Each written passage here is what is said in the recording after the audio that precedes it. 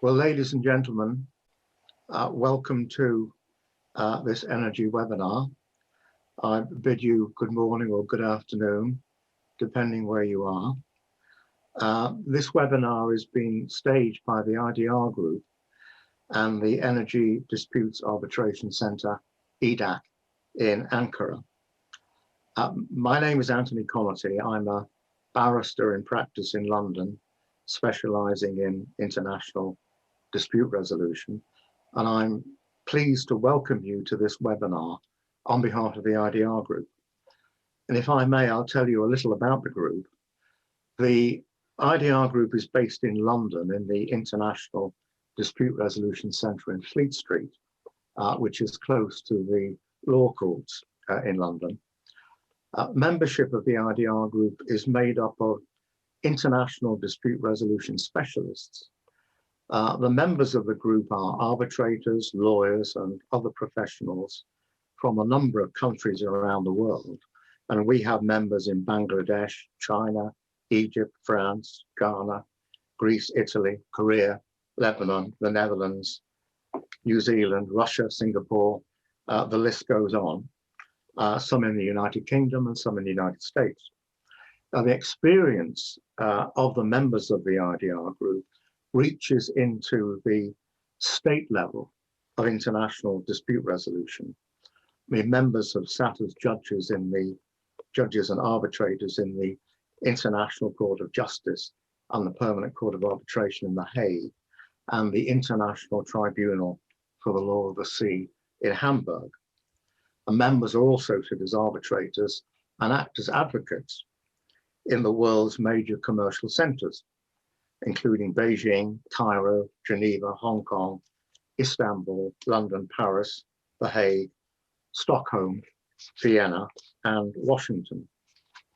Now, the group has recently launched a new website, this IDR Group global website, and the purposes of that new website are twofold. First of all, to act as a platform for the series of webinars, the first of which is this energy webinar, which we are delighted to co-host with EDAC in Ankara. And later we will have an art law webinar on the 21st of May and a China webinar on the 23rd of July. And further webinars are planned. And the second purpose of the global website is to provide access to our newsletter, and developments in relation to the newsletter will be posted onto the global website. The original IDR Group website continues, and that contains the bios of the members of the group and information on the group. And that website can be accessed from the global website. Before moving on to EDAC, can I mention to delegates that if you have questions at the end of our presentation by our panel of speakers, if you have questions, please put them into the Q&A section. Now, I'm now going to hand over to Mr. Süleyman Boşça, who will introduce EDAC, which is based in Ankara. Mr. Boşça is chairman of the National Board of EDAC, International Dispute Arbitration Centre, the Energy Dispute Arbitration Centre, which, as I say, is based in Ankara. He is chairman of the Energy Law Institute, Research Institute. He's chairman of the Energy Efficiency Association Ankara branch. He's the African coordinator, vice president and chairman of the Turkey-Seychelles Business Council. And he is a member of the Turkish National Committee of the World Energy Council. Mr. Boşça, can I hand over to you for you to tell us more of EDAC? Thank you. Thank you, Mr. Anthony. Hello, everyone. Welcome to the Energy Disputes in 2021 webinar. I would like to extend a warm welcome to all of you. Today, we are very happy to organize the Energy Disputes in 2021 webinar in cooperation with IDR Group. We are very pleased and encouraged that since we have organized the launching assembly of EDAC on 21st October 2020. Many valued names specializing in energy arbitration from all over the world have contacted EDAC and conveyed their request to be included on our arbitration list. Moreover, many companies operating in the energy sector have started to include EDAC in their contracts. We would like to thank everybody for their interest and support of the information about EDAC. EDAC is an international sectorial arbitration center established with the aim of institutionally resolving disputes between companies and between companies and states regarding energy and infrastructure areas, especially in Europe, Africa, America, Central Asia, and the Middle East regions. EDAC consists of the Secretariat, the National Board, the International Board, consultants, and arbitrators. I'd like to humbly express with great pleasure that we have received hundreds of applications from every continent to the Young Arbitration Group, which we formed within EDAC. At the Young Arbitration Group, we aim to bring law school students and young lawyers in the first 5 years of their profession together to explore the opportunity to develop themselves through activities and training in the energy field and to train future energy arbitrators. In this context, we will provide the opportunity to the members of the Young Arbitration Group to gain experience by including them in the dispute files as arbitration secretaries. Furthermore, at EDAC, we place huge importance on international collaboration. We think that international travel will decrease and virtual hearings will become widespread, especially in the post-pandemic period. Therefore, the cooperation of arbitration centers with suitable infrastructure for holding virtual hearings will increase substantially. Subsequently, we have signed MOU with the Paris International Arbitration Centre, Madrid International Arbitration Centre, Chamber of Arbitrators Belarus, Tashkent International Arbitration Centre, and the Russian Institute of Modern Arbitration. It's common knowledge that arbitration is one of the means that stand out as an alternative dispute resolution method. Due to the high technical and global capital-intensive nature of the energy sector, it's preferable to resolve disputes regarding energy investments and trade through arbitration instead of classical state judgment. Because in this method, the arbitrators and the law to be applied are determined by the parties, and this method provides quicker results relative to the state judicial process. The arbitration method is also widely recognized as the best dispute resolution method that is able to respond to the investors' search for trust and stability. Turkey is located in close proximity to source countries that are geographically rich in terms of the world's proven oil and natural gas reserves in the Middle East, Caspian region, and Central Asia. As a natural bridge and terminal between source countries and consumer countries, Turkey is also an important player in the myriad of projects to ensure the diversification of energy sources and transport routes. In this regard, the Energy Disputes Arbitration Centre to be established in Turkey is both extremely important and appropriate. Although the share of fossil fuels in global energy demand will decrease over the next 20 years, the share of renewable energy sources will gradually increase. Of course, the most important factor in this will be the change in global climate policies. The subject points out that renewable energy investments will also increase internationally. The increase in international investments will highlight EDAC's importance even more, as an arbitration center specializing in energy disputes.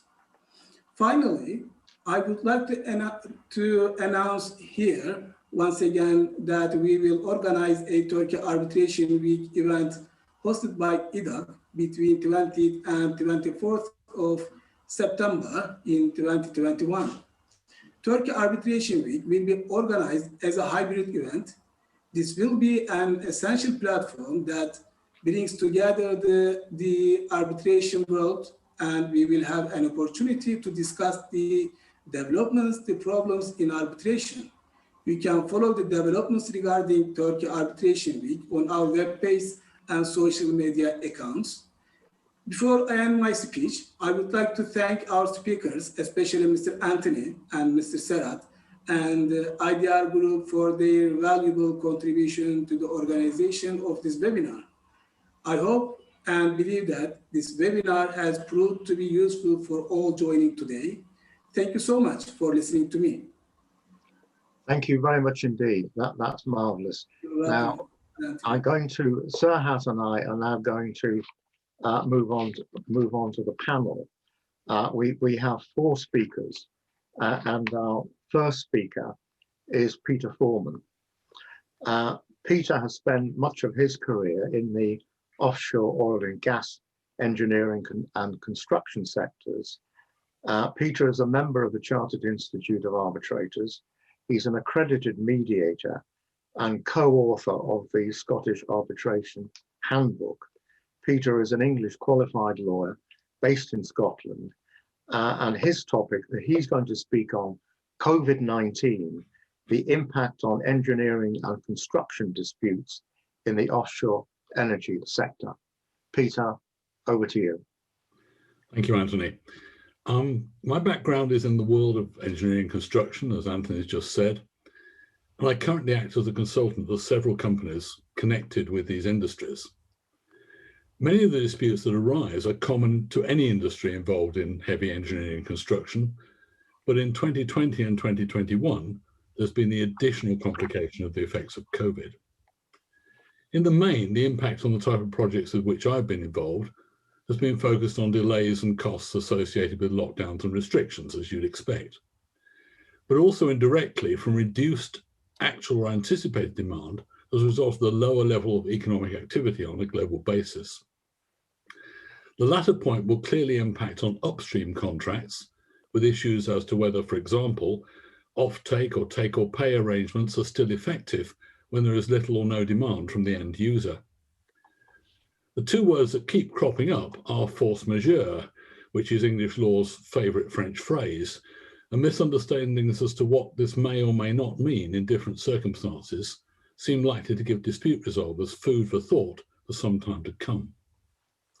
I should make it clear this is not intended to be a comprehensive review. Now, while many civil law countries have definitions in their codes or in judicial rulings, either specifically referring to force majeure or covering the same issues, English and other common law jurisdictions generally do not, and the usual place where the rights and obligations of the parties are set out is in the contract itself. In energy-related contracts, a clause is commonly included to define the understanding of the parties, irrespective of the governing law. But the problem is arising that many clauses do not really address all of the problems that COVID-19 has produced. It's also worth noting that definitions tend to say that the performance of the work has to be rendered impossible, not just more difficult or more expensive, and many COVID-19 situations have arisen that are really in the latter category. Just moving away from COVID, it's worth pausing here to consider another incident in 2021 that has had an impact on the energy and other sectors. That was the closure of the Suez Canal in the Ever Given incident. So, was this a force majeure event? To give the usual lawyer's answer, it all depends. However, there is judicial authority from earlier war-related closures from courts in both the UK and the USA to the effect that it is not, since a voyage around the Cape of Good Hope is still possible, albeit longer and much more expensive. But this makes the point that just because bad things happen, which are not a party's fault, it does not necessarily relieve them of liability if it was a risk they had agreed to take.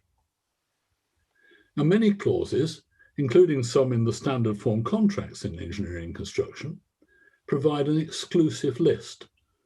That is, that force majeure events can only be from the list mentioned. The difficulty is that many of the exclusive lists I have seen, and embarrassingly, at least one that I helped to draft, do not include pandemics and epidemics.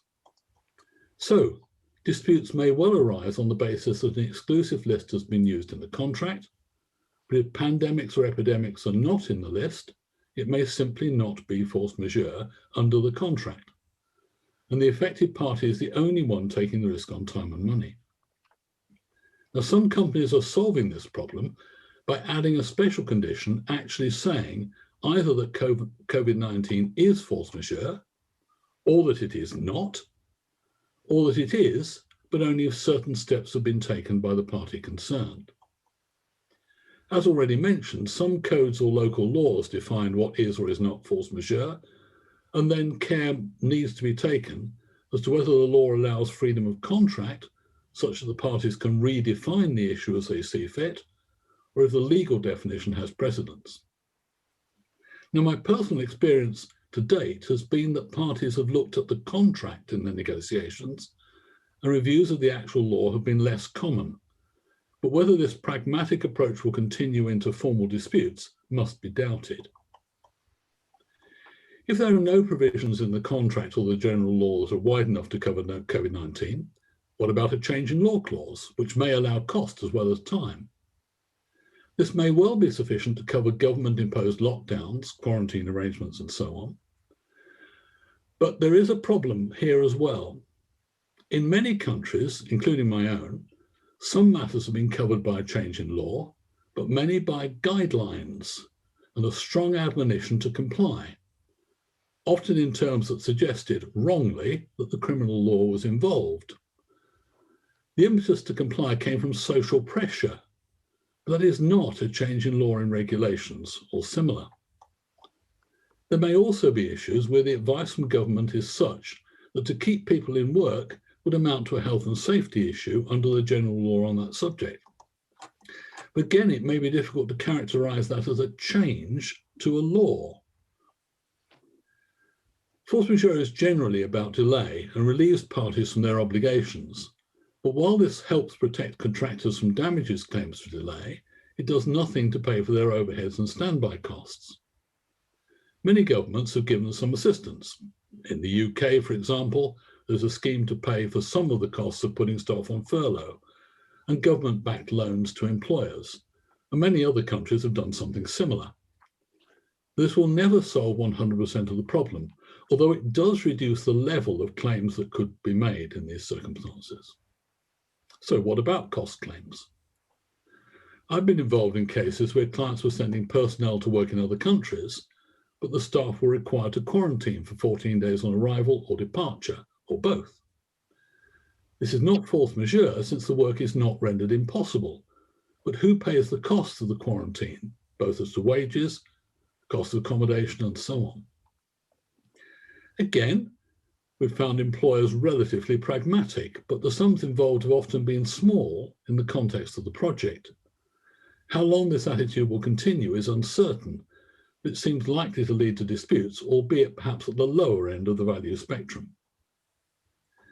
The decision where staff are prohibited from travelling is clear, although even there, we've recently come across situations where visa rules have been tightened, but the law itself has not changed. There's a particular problem in China that I'm involved with at the moment.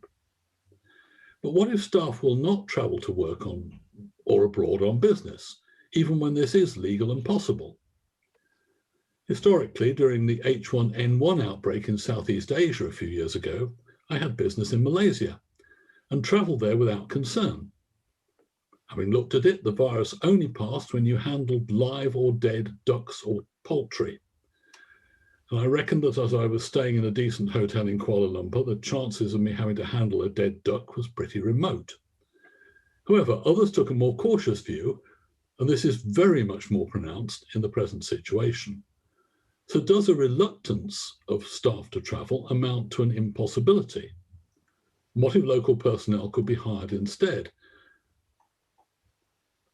All of this points above relate to businesses with which I'm familiar, but looking at the totality of the energy industry, there's an additional layer where demand has collapsed and oil prices in particular were depressed. Is that something that justifies a party suspending performance or requiring a renegotiation, or is it just commercial risk? This may very much depend on the governing law of the contract, as different laws have different views on this. But it's not difficult to foresee very substantial claims arising and projects being cancelled through termination for convenience clauses or renegotiation. But what if there is no effective force majeure protection suspending obligations, but it is simply impossible to perform the contract? Here, different legal systems take a different approach. But in some cases, the contract may be treated as frustrated, to use the English law term, and the parties walk away, or one of them may be absolved from liability. Also, some legal systems allow termination not only for impossibility, but also for supervening excessive onerousness, to use the wonderful translation of the phrase in the Italian code. In major energy projects, these possibilities may be very unattractive for the client party, hence the need to resolve disputes wherever possible. But to take a different point, where whole projects have been delayed, I've now started to see discussions on how much such delay should impact on the warranty period provided. For component suppliers, the warranty often starts at delivery. However, if projects have been delayed for a year or more, this may mean that items that were intended to be installed offshore after a week or two may be sitting in a container on a quayside for a year or more. For the supplier, this means the risk of deterioration if the goods were not designed or packed for long-term storage. And for a main contractor, the risk of a mismatch between their warranty period commencing when the project is finally delivered and that received from their suppliers running from delivery. When the warranty period does not start until goods are put into use, which is a clause clients are often seeking, the latter problem may be alleviated in some cases, but the storage, deterioration, and extended warranty risks for the supplier remain.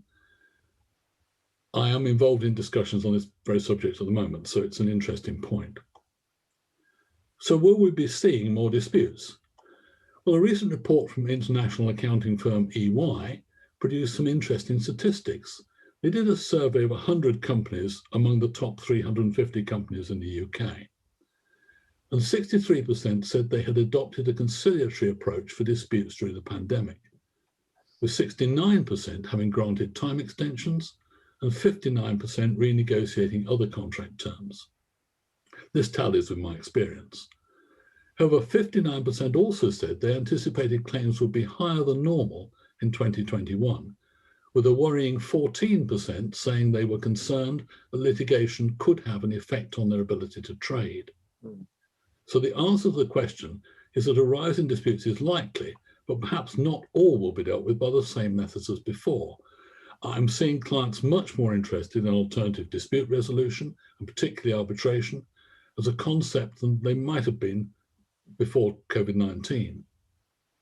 In addition to issues such as confidentiality, comparative ease of international enforcement, and the ability to appoint specialist arbitrators, which always existed, most court systems are creaking under the pressure. It is likely to be many years before the backlog of cases is cleared. However, there is also evidence of COVID-19 being used as an excuse not to comply with time limits or attend hearings. There have been one or two cases in the UK on this. The greater willingness of arbitrators to arrange virtual hearings or proceed on a paper-only basis where appropriate may make arbitration even more attractive than it was before. So, in conclusion, a probable rising tide of claims, possibly leading to more disputes, and an increased necessity to find alternatives to overloaded courts. To paraphrase what is often said wrongly to be a Chinese curse, we live in interesting times. Thank you, Tony. Peter, thank you very much indeed. Some of the points that you touched on there, I notice may be relevant to a question which has been put in by one of the delegates. But can we move on now? And Serhat, can I invite you to introduce Baris Chandler. Thanks. Thank you very much.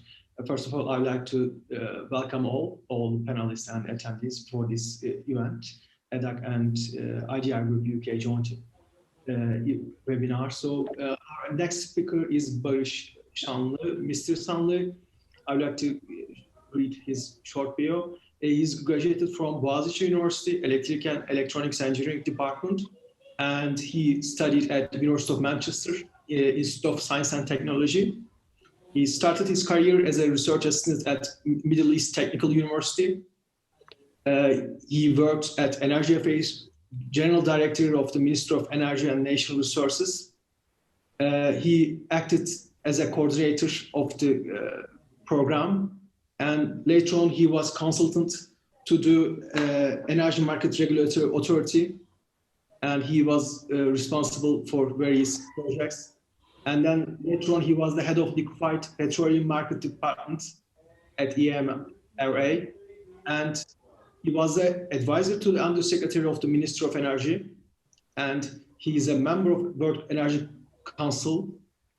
At the moment, Mr. Chandler is lecturer on power systems at Sabancı University and the energy crisis and energy markets on data mining at Bilkova University. So it's our pleasure and honor to have Mr. Chandler in this panel. He's very expert on energy. So floor is yours, Mr. Chandler. Thank you very much. Thank you, Serhat, and thank you all of you and IDR Group and EDAC for having me on this program. And we have counted we have 7 professors. I'm not a professor, so I have to be very careful about what I say. There's too many lawyers and very good law people here, so I should be very careful about what I will say. Therefore, I didn't talk about Turkey and talk about Texas, USA, because I believe that it's a new kind of disputes, a signal of new disputes that we may see in the following years. So what happened in Texas, in summary, I will say that there was a winter storm on the 15th of February. It was Arctic cold. It suddenly hit Texas. Texas is the energy capital of US, so it's #1 in wind, gas production #1, oil #1. So it is the last piece of place that you expect an energy crisis. What happened was on that night, suddenly the water pipes and sensors become malfunctioning and they stopped working. And starting from wind turbines to gas turbines to nuclear power plants, system has collapsed gradually. So lots of Texans couldn't have power for a long time. Why it is relevant for us and for 2021 is an interesting story. Because when we talk in terms of disputes, we are seeing COVID now. Excellent speech by Professor Foreman. COVID may come and go, hopefully, with the vaccines, but there's a new kind of database revolution and it's causing too much problems on the other side. So just as the winter cold has hit the markets, as natural gas production was going down, the system operator was calling each generator to enter back into system. It was calling and saying that you have to be online, you have to be online. As these power plants try to appear online, the computer algorithm that determines the price in Texas market was thinking that there's too much capacity entering into the system, so it was decreasing the price, which should not be happening during the crisis. It's a complicated situation. In short, when human intervention couples with an algorithm that doesn't counter that thing, things can go messy, and it has gone messy. What happened afterwards was ERCOT stopped the algorithm and said that we were going to give anyone generating the cap price, which is $9,000 per megawatt hours. It's 30 times the normal price. And they say that it's indefinitely for 4 or 5 days or so. When we look at it, the whole issue has cascaded risks. That means that there's this winter cold, there's this malfunctioning algorithm, there's this renewables, there's the misforecasting of the regulator, and it goes to the consumers. And the money flows are massive because the system operator couldn't get the price from the algorithm, has itself determined the price at the highest level possible.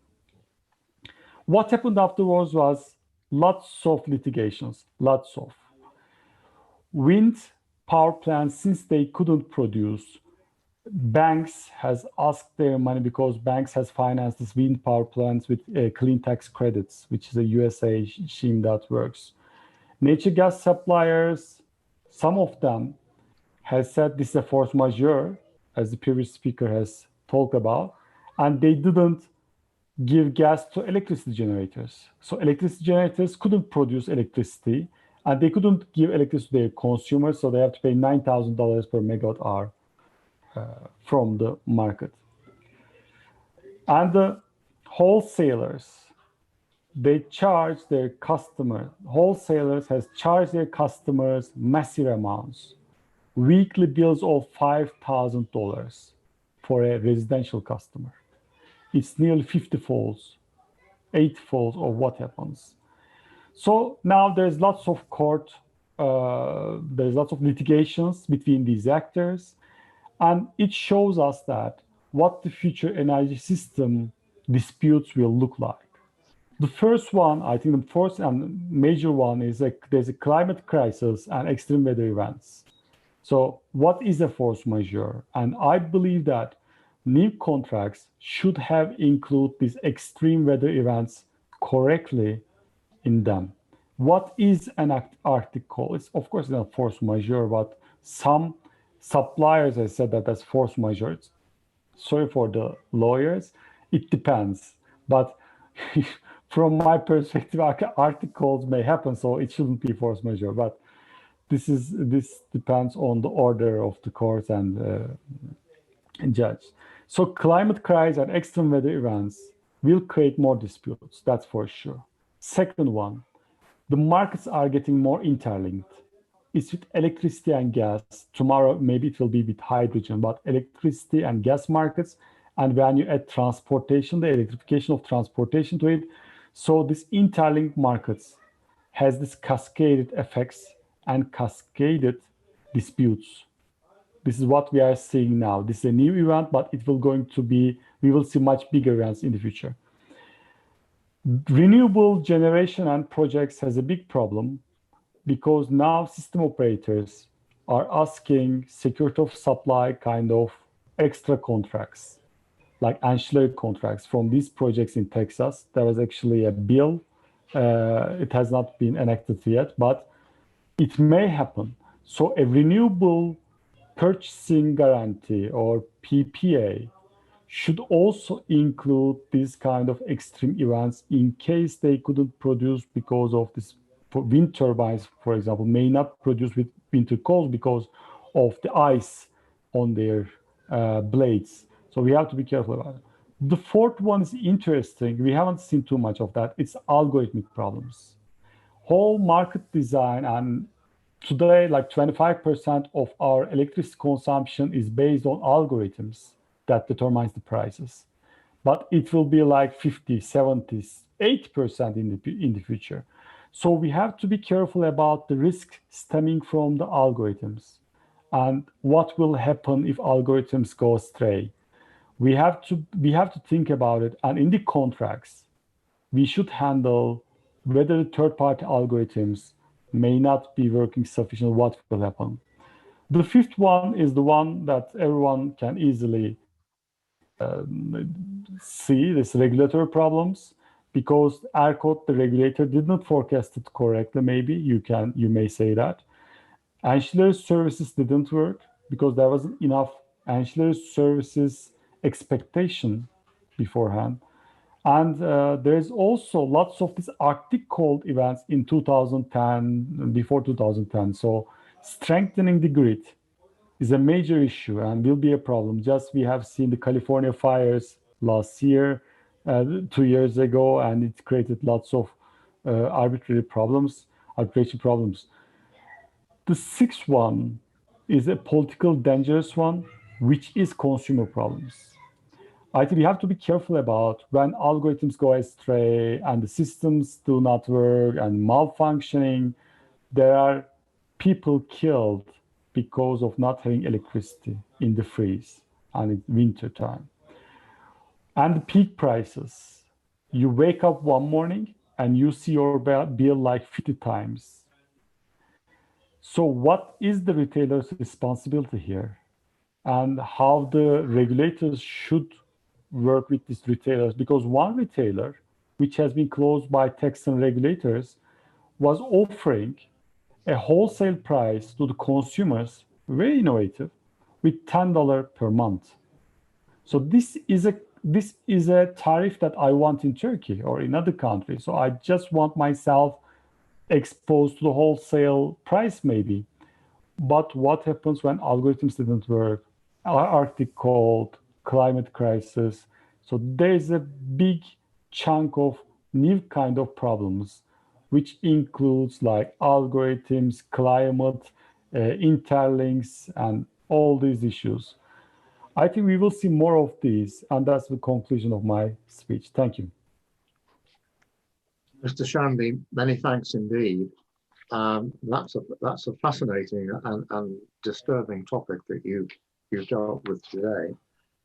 We now move on to the third speaker on our panel, Professor Mina Bilkova. She is a member of the ICC International Court of Arbitration. And according to GAR, the Global Arbitration Review in 2010, she is one of the 7 leading international arbitrators in the Russian Federation. Nina is a professor of law at the Department of Private International Law of the Russian Foreign Trade Academy. Nina is going to speak on the applicable law in energy disputes. Nina, over to you. I think you're muted.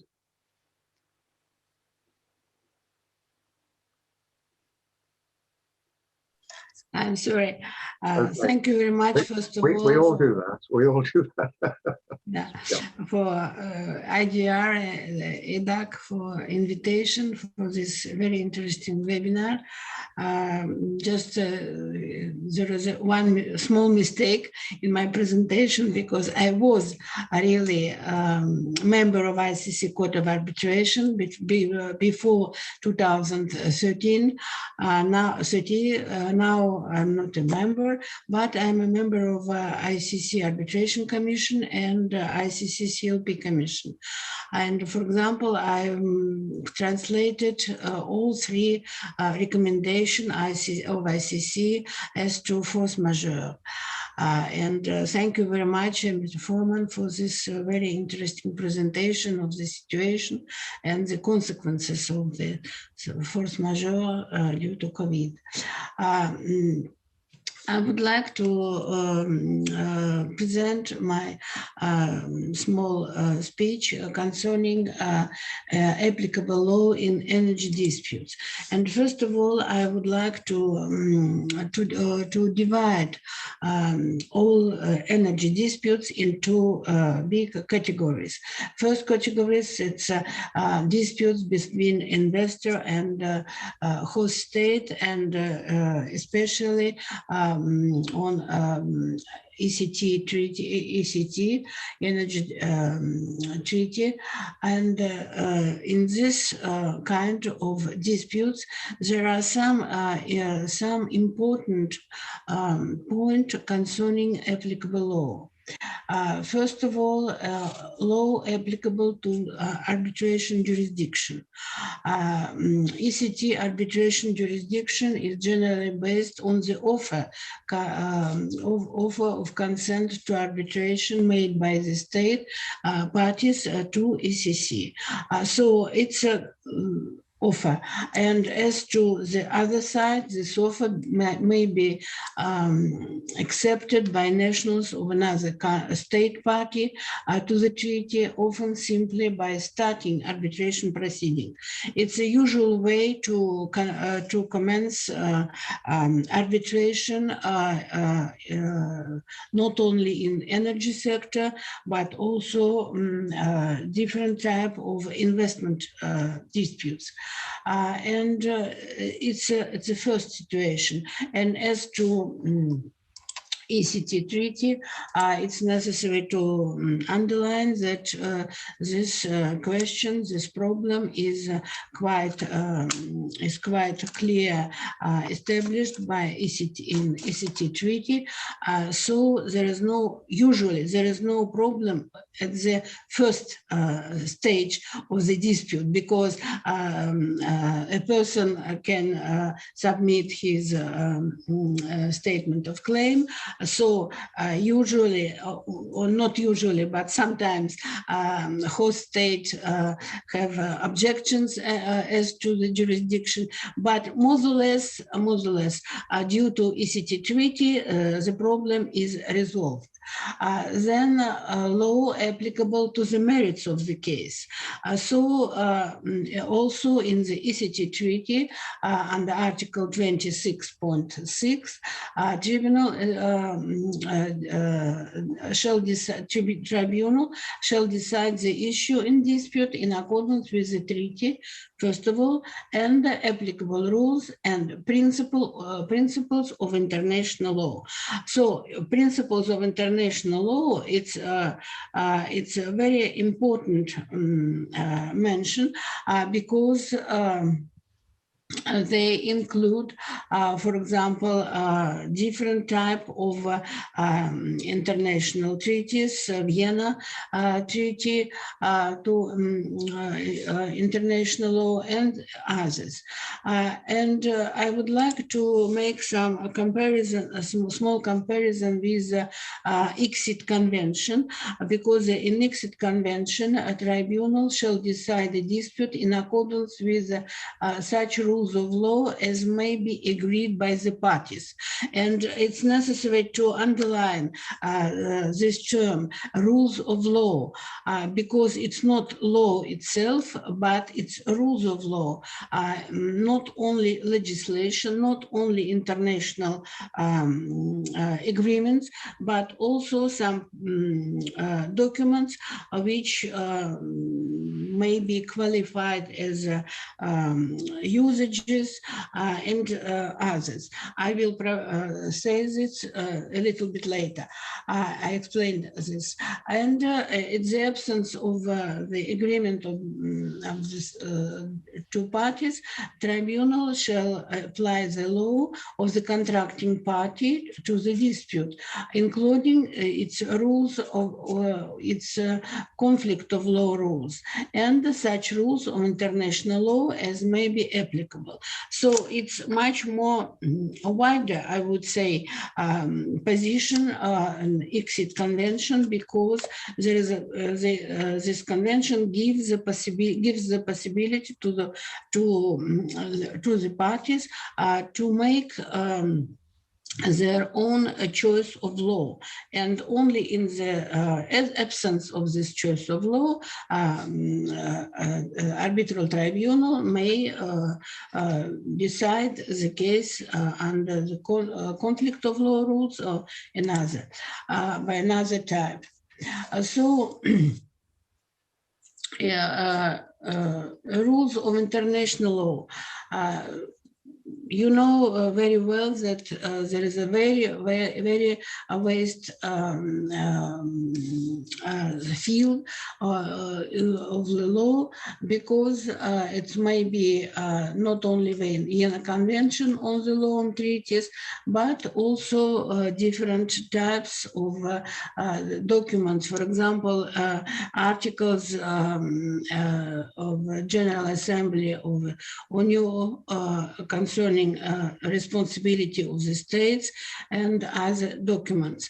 And it's necessary to underline that all these documents usually may be used in, may be applied to disputes in energy sector. And the third type of the law, it's a domestic law. And under domestic law, the main issues are governed. For example, investment legality. So arbitrability, in other words, arbitrability of the dispute, the investor's nationality, and the existence of property rights. So all these questions usually are decided in accordance with the domestic law. And I would like to draw your attention in a document which is not very often used as an applicable law in energy disputes between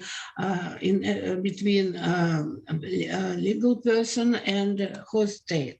I mean UNIDROIT principles of international commercial law, a collection of private law rules of contract designed for commercial dispute.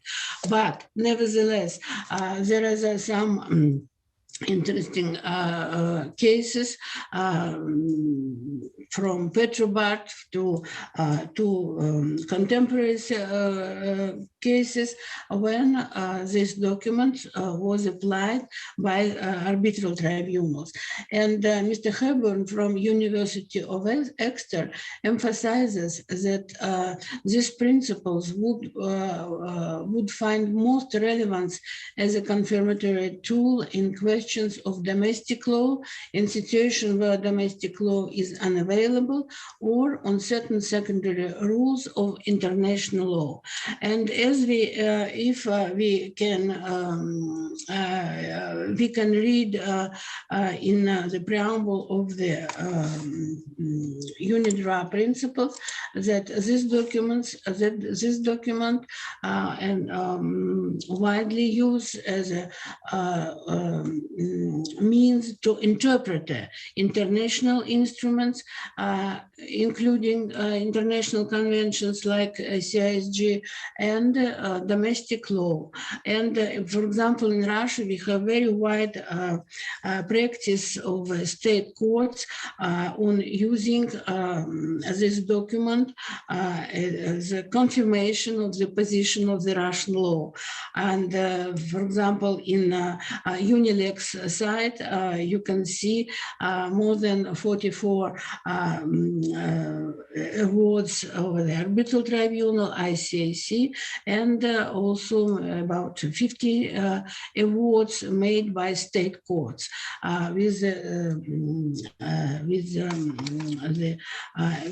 when arbitrators and judges use this document. So it's just one type of the contract which deal with energy disputes. And another type of this contract is contracts with contracts concluded by companies from different countries, transnational contracts, commercial contracts, because there is no participation of any state. Here also, I think it's necessary to say some words on applicable law in two situations, or to resolve two problems. First problem, it's applicable law, and as to arbitration jurisdiction. Transnational law contracts usually contain arbitration agreement, and this arbitration agreement, first of all, concerns center of arbitration, on which both parties can submit their claims. Lex arbitria, usually the main legal sources for lex arbitria. It's lex arbitrae, for example, as to Arbitration Institute of Stockholm Chamber of Commerce, it would be Swedish Arbitration Act. So I would say, I would maybe explain again. First of all, commercial contract with arbitration agreement, and second, lex arbitrae, so national law of the place, national law on arbitration in force in place of the arbitration. And maybe it would be interesting for you in Russian Federation. We have wide reform concerning arbitration in 1915, and now in our country we have only 4 arbitration centers.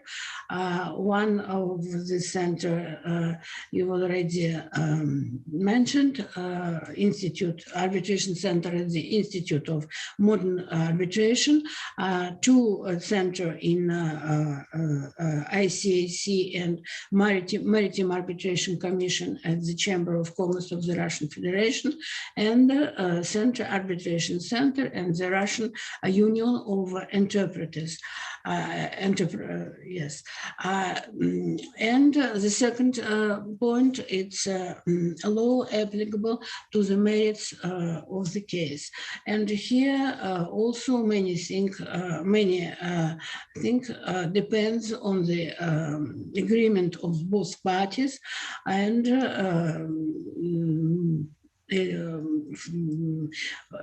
about 60% of arbitration cases, in 60% of arbitration cases, both parties made the choice of law.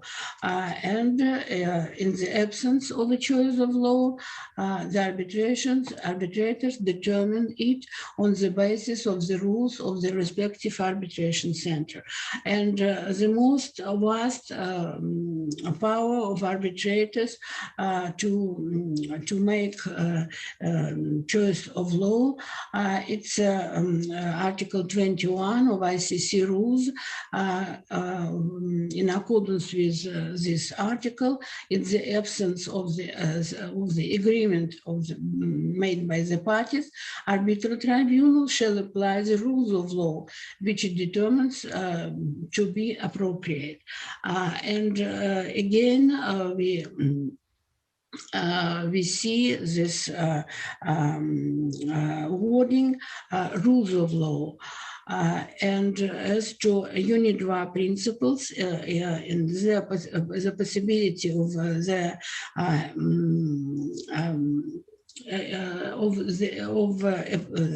they apply this document, in practice, commercial contracts concerning energy disputes is a very wide use. UNIDROIT principles as used as a governing law of the contract, and also to interpret as international instruments like CISG and domestic law, and for now, international arbitrator consider UNIDROIT principle as a trade usage. And I think it's very important in the present situation, because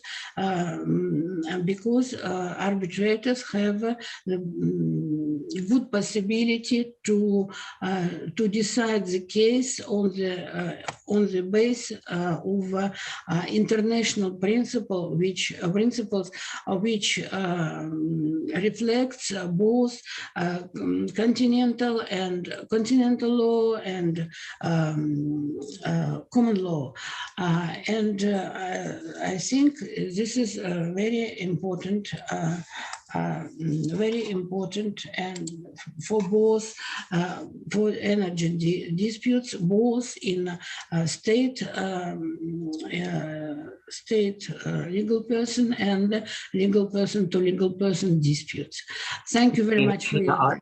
That is marvelous, and it's very interesting to hear your references to UNIDROIT, which is of course so important. Thank you so much for that. We're now going to move on.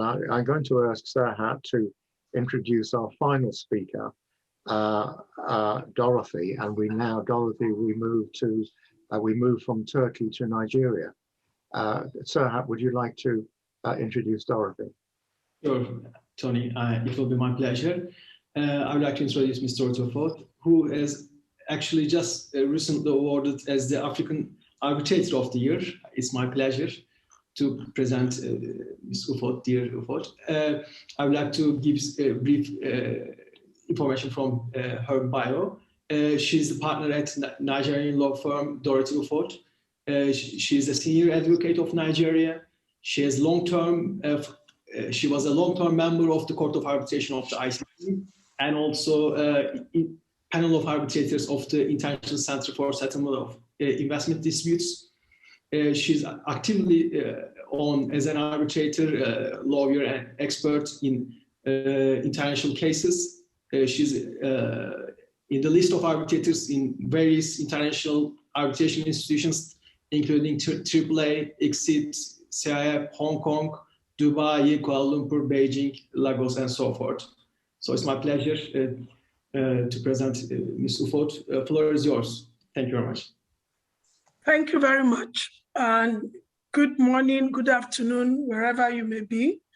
It's my pleasure to join this panel today to talk about Turkey, national energy arbitration. As I said, for international energy arbitration. Arbitration, simply put, is the settlement of disputes out of the traditional court system. I will go straight to talk about the different types of energy contracts that may result in disputes. We have the production sharing contracts, joint operating contracts, gas supply contracts, gas supply agreements, gas sales and purchase agreements, concession or tax and royalty contracts, petroleum contracts, power purchase agreements, and energy purchase agreements. So those are the various kinds of energy contracts that may result into a dispute requiring arbitration. As we know, last year, the EDAC was launched, and EDAC is a specialized arbitration center for the resolution of energy disputes. Turkey is an industrialized country with an upper middle income economy, which is the 20th largest in the world by nominal GDP. Key sectors of the Turkish economy are banking, construction, home appliances, electronics, textile, oil refining, petrochemicals, products, food and mining. The energy sector in Turkey is one of the most promising and developing sectors in the Turkish economy. Turkey has become one of the fastest growing energy markets in the world, parallel to its economic growth recorded over the last 10 years. According to the Turkish Ministry of Energy, the number of electrical power generation plants in Turkey increased to 8,069 and 69, including unlicensed power plants as of the end of 2020. Of the existing power plants, 669 are hydroelectric, 68 are coal, 262 are wind, 52 geothermal, and 330 natural gas, with solar and other sourced power plants. In terms of the different kinds of energy investments that may result into a dispute that may be brought to the EDAC Center for Resolution. We have electricity, solar energy, wind power, solar energy, wind energy, natural gas, geothermal energy, hydraulic energy, and gas, and natural gas. With all of these investments, I think the key attraction of EDAC is making Turkey an attractive seat for arbitration in general and energy arbitration in particular. The question that this raises for is, how attractive is Turkey as a destination for international commercial arbitration? Turkey, my answer to it is that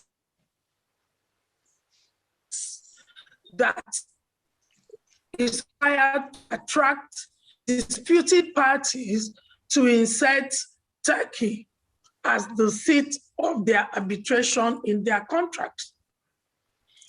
Turkey is an attractive destination for foreign investment. And as we know, with increased investment comes increased potential for dispute. Turkey is as an attractive destination for international arbitration, particularly energy disputes. Turkey is strategically located with its proximity to Europe and the Middle East. It has convenient transport connections, political neutrality, good physical and business infrastructure for both arbitral proceedings themselves and work and living, and for work and living. Turkey has one of the best infrastructure that we can think of with regards to attracting, making it attractive as a seat for international arbitration. Now I'll go on to identify the factors that disputing parties look at when considering the choice of a seat, and then to go on to examine whether Turkey as an attractive seat has these factors, which will then make it an attractive destination for international commercial arbitration, and in particular, energy disputes. It is increasingly recognized that to qualify as an attractive seat for international arbitration, the country must have acceded to the New York Convention. Now, Turkey acceded to the New York Convention on 2nd July 1992 and incorporated the New York Convention into its domestic laws through the International Arbitration Law number 4686 of 21st June 2001. Another factor that is considered in the choice of a seat for arbitration is whether that country, the particular country, has acceded to the ICSID Convention of 1965. In the case of Turkey, Turkey signed the ICSID Convention on 24th June 1987, and the convention has entered into force on 2nd April 1989. So with regards to the New York Convention and ICSID, that makes Turkey an attractive seat for an attractive seat for international arbitration. The New York Convention is particularly important, and I'm very pleased to state that Turkey has acceded to all of this, because the New York Convention is about the enforcement of arbitral awards. As we all know, there's no point winning an arbitration where you cannot enforce. And the New York Convention sets the golden principle for recognition and enforcement of foreign arbitral awards. The next item to consider model law of 1987. It is important to mention here that the Turkish International Arbitration Law number 4686 is modeled after the UNCITRAL model law. So that is another consideration which makes Turkey an attractive seat for international arbitration. Other factors which my research shows me that Turkey already has is friendly courts.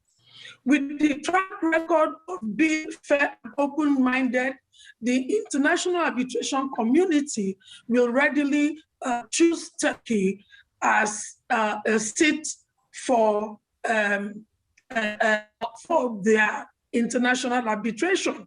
Turkey has independent judiciary that respects the rule of law. Then when you look at the arbitrators, another consideration is whether there are qualified arbitrators.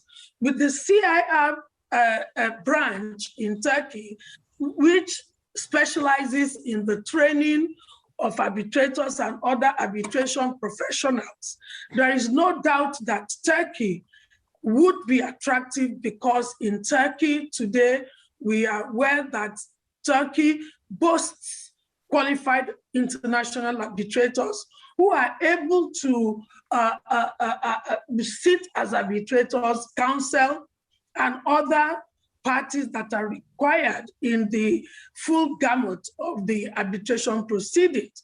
We then look at the arbitration center. Apart from EDAC, which we've all heard about, this webinar is co-hosted by EDAC.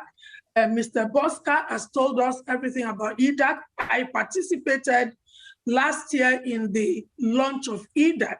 So apart from which is EDAC is a specialized arbitration center that was launched last year with a specialized focus on energy disputes. So with the energy investments that are going on all over the world, with Turkish parties as contractual parties, the EDAC will serve as an attractive center with specialty for the resolution of energy disputes. As we all know, energy cases, which I do, considering that Nigeria is an oil-producing energy country, energy disputes are very complex and technical.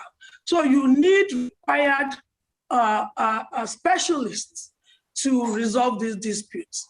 Apart from the EDAC, we also have the Istanbul Chamber of Commerce and the Turkish Union of Chambers of Commerce that have set up the Istanbul Arbitration Center, which was established by law number 65.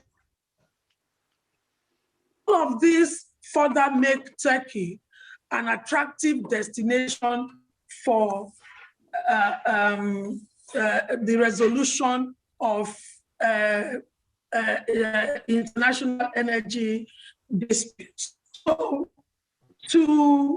in summary, therefore, when we look at Turkey as a potential seat for international arbitration, Turkey is unique in the geographical sense that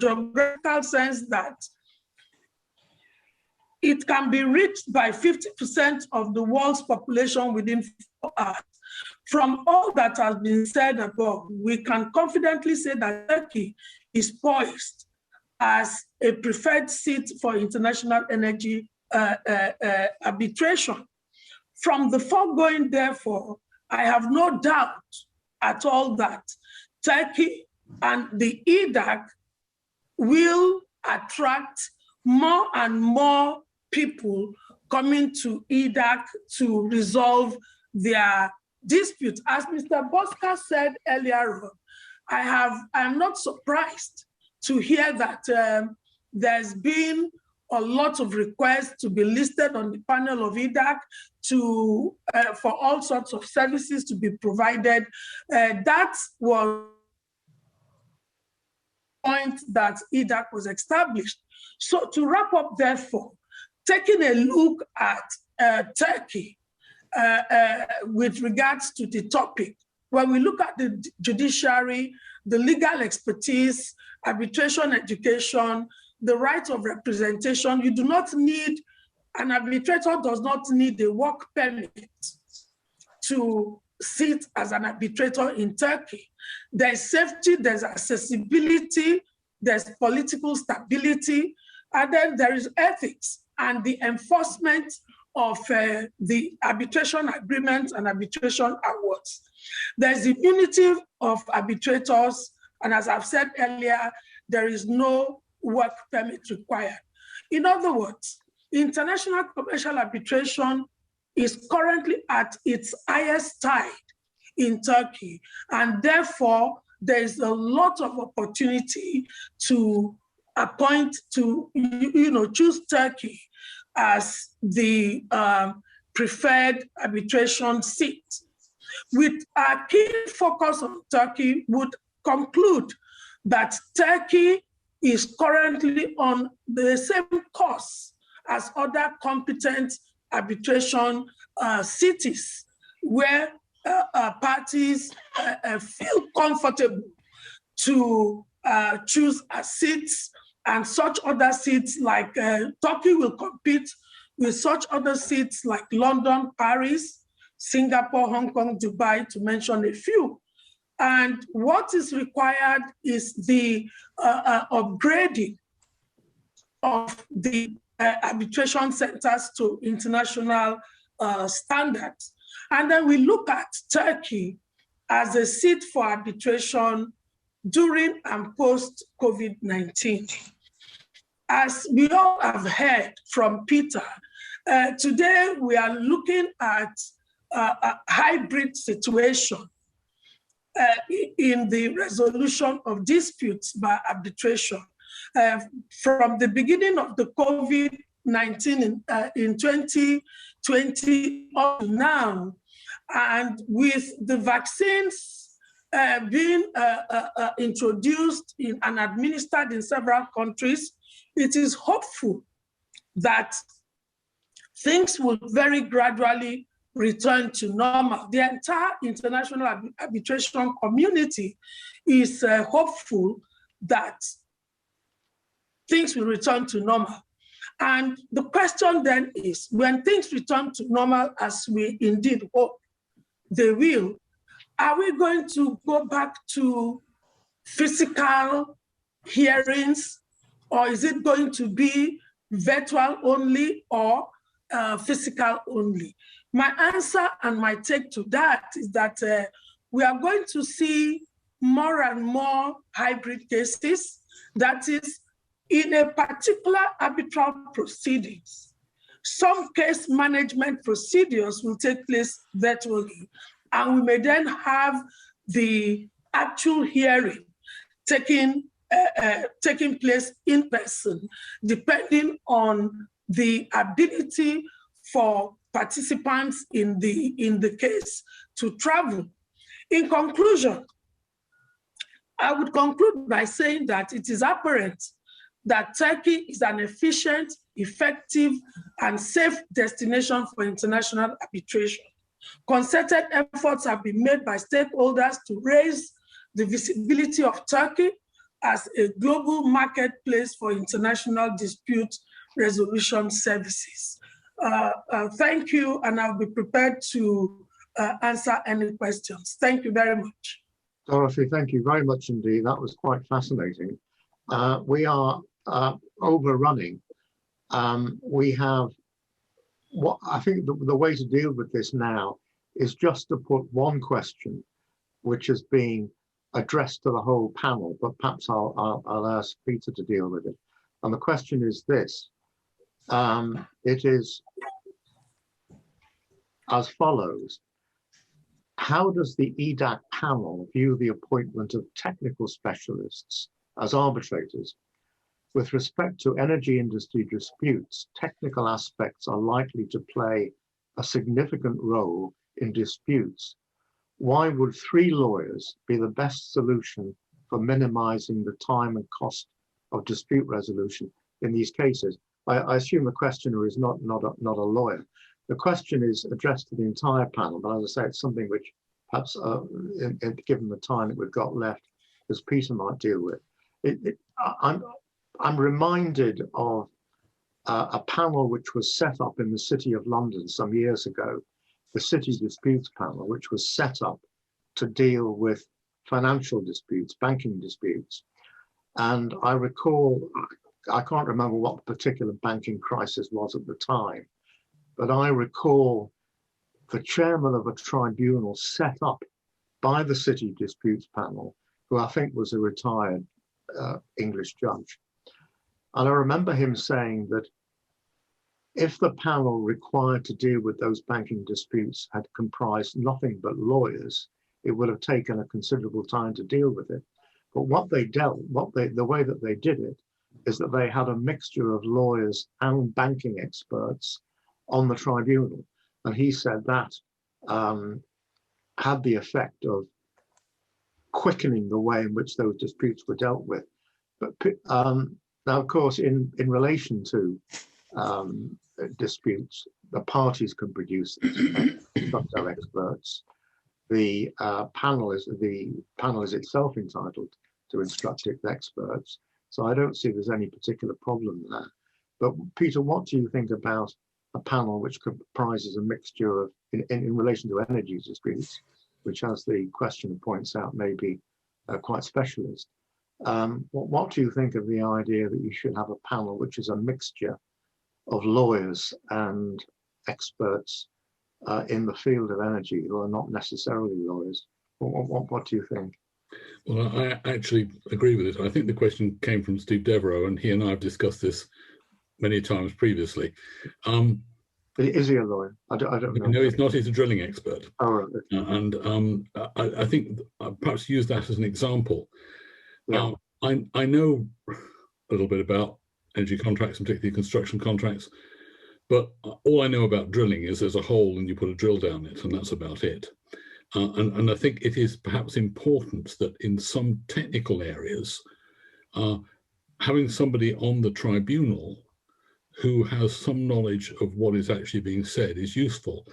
The tribunal can, of course, obtain its own expert evidence. I understand that. Yeah.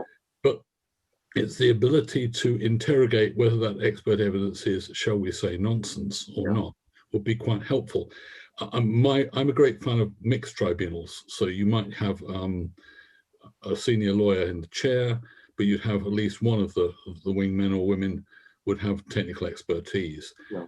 Perhaps just at a very quick point, not on tribunals, but some years ago, there was a very important case concerning the North Sea industry, where I was asked to be one of the expert witnesses on how contracts were dealt with in the industry. And eventually I was not one of the expert witnesses, and 2 very eminent QCs were used, neither of whom had ever stepped on an oil rig in their life, or actually negotiated an oil construction contract.